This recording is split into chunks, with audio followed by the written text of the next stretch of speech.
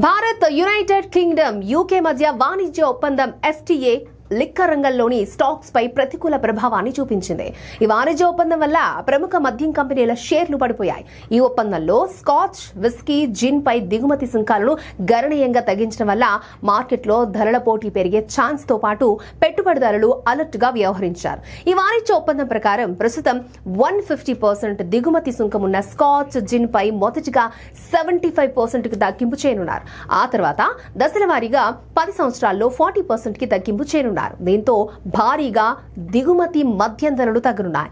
ఇలా సుంకాలు తగ్గించడంతో అంతర్జాతీయ బ్రాండ్లు Johnnie Walker, Chivas Regal, Valentine లాంటి వాటికి లాభదాయకంగా మారనుంది. ఈ నేపథ్యంలో ఒక్కో బాటిల్ కి 100 నుంచి 300 రూపాయల వరకు తగ్గొచ్చని అంచనా వేస్తున్నారు. అయితే ఇక్కడ మరొక కీలకమైన అంశం ఏంటంటే మద్యం ధరలపై రాష్ట్ర ప్రభుత్వాల నియంత్రణ ఉంటుంది.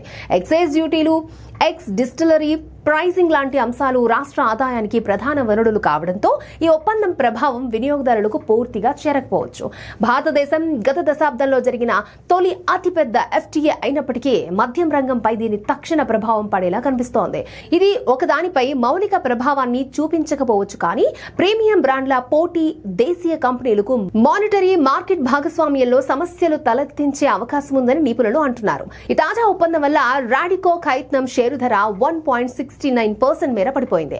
అదేవిధంగా తిలక్ నగర్ ఇండస్ట్రీస్ షేర్లు 2.09% పడిపోయాయి. ప్రముఖ బ్రాండ్ అయిన యునైటెడ్ స్పిరిట్స్ షేరు ధర 0.69% మేర తగ్గింది.